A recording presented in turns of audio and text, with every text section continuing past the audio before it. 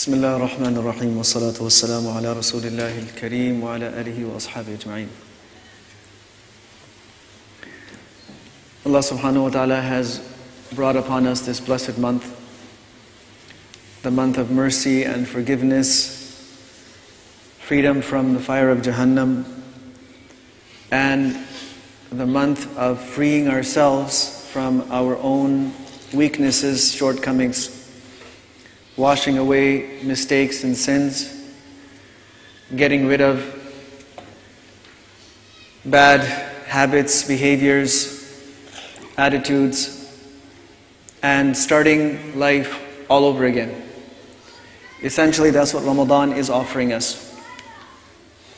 Now, the path to getting there, it is a difficult path. Or at least it seems that way from a distance. But once you start walking on that path, you realize that you're not going to walk on this path by yourself. Allah subhanahu wa ta'ala is going to help you walk on it. That's why the hadith of Nabi sallallahu alayhi wa sallam tells us that Allah azza wa jalla is saying that if a person comes to me a little bit, I come to him this much. So if he comes to me by one hand span, Allah says, I come to him by an arm span. And like this, a little bit of effort on our behalf is rewarded by immense results from Allah subhanahu wa ta'ala. And He says that if he comes walking to me, I come running to him. So this is that mercy of Allah subhanahu wa ta'ala that is going to get us to all of these destinations that we think about, that we are sometimes motivated to achieve, that we are sometimes trying also to achieve, but we get hindered. So Ramadan is the month when we are able to focus on this more than any other part of the year. So let's give ourselves that chance. Let's not allow ourselves to be pulled back by our own weaker tendencies. And keep in mind that everyone who has walked on this path was a human being just like you. Whether it was the Sahaba, it was the Tabi'een, Atba'u Tabi'een, the great Muhaddithin, Mufassirin, the great Awliyaullah, they were all human beings just like us. They started out as just simple human beings, most of them in just a regular family, most of them in societies that had all kinds of different environments. And they committed themselves to making those changes, to taking those steps. And they held themselves to it. Allah subhanahu wa ta'ala has given you the asbab, the means of changing. When we were growing up, like Brother Fadil was mentioning yesterday, we didn't have all of these resources. We did not have Islamic schools. We did not have scholars. We did not have fancy speeches. We hardly had masjids, hardly. A community that had a masjid was considered to be very well established because they had a masjid. Today, masjids abound, Islamic schools, teachers, scholars, speakers. Very easy to get a hold of, very easy to access. So now Allah subhanahu wa ta'ala has made it easier for this generation.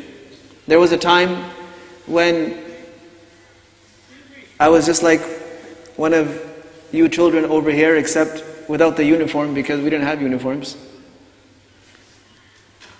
And just thinking the things that kids think, and wondering what I'm going to be when I grow up, what's that going to look like, and all kinds of different goals and ambitions would come. But then there was a time in my life when I saw the conditions of my peers, the people my age. And at some point, people thought that maybe I'm more religious or I'm more practicing, even though I wasn't really. But they got that impression because I was praying and I was trying to get people to come and pray, and we had managed to get a room in the school, and we used to make a little bit of broken effort. But people thought that this person must be very religious or maybe very knowledgeable. And they started coming to me with their problems. And I wasn't the person who was going to help them because I was the same age as them. But sometimes people just need someone to listen to them. They just need a shoulder. They need someone who's going to comfort them and tell them that everything is going to be okay. And maybe I was that person for a lot of people. But the more people shared the problems that were happening at home, the problems in their lives, it created a very deep disturbance inside me, a very profound disturbance.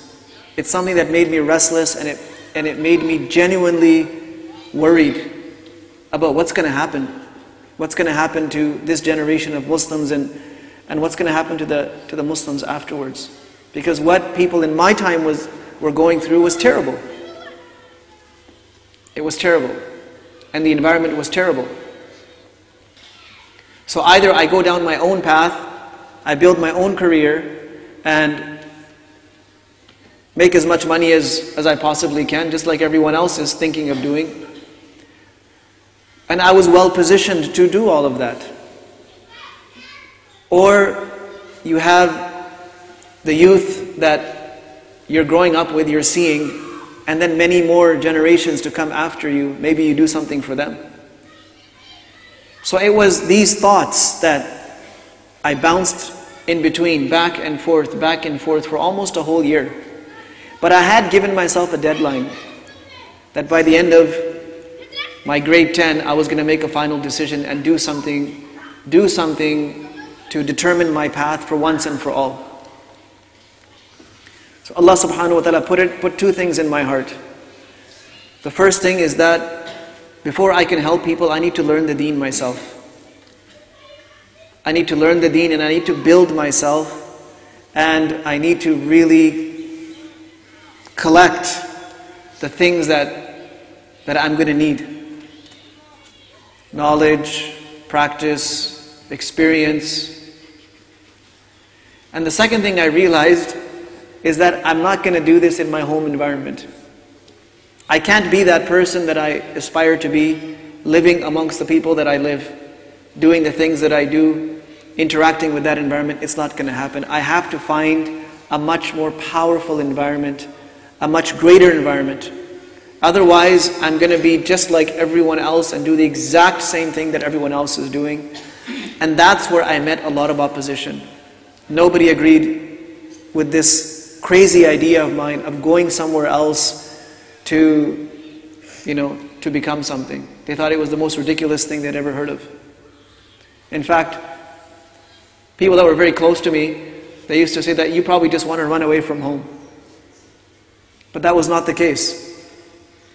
I needed a better environment. I needed those resources. I needed those people that were going to educate me, that were going to teach me. And I needed people around me who thought the same way. And that's what got me started on this path. In this beautiful month, one of the things we will try to do is share with you little snapshots, very short, based on the time that we have, about people in the past and their journeys, and how they became great people, and some of the great attributes that they acquired along that path. And we'll try to cover a whole bunch of different areas. It won't be about the same thing. And it won't be about the same generation of people. It'll be across many generations, across several centuries, across men and women. And it'll be across a broad spectrum of areas of life. Hopefully that will inspire us to also think about, I can be something like that. Maybe that's what I can be. Maybe I can aspire to be like that. I'm not there right now, but I can try.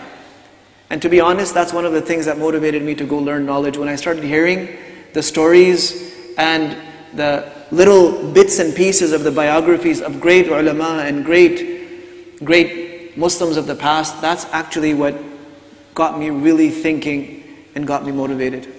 So we'll start this series and we'll continue it through the month, and hopefully this will be a means of inspiration for all of us and bringing some great changes in our lives and in the way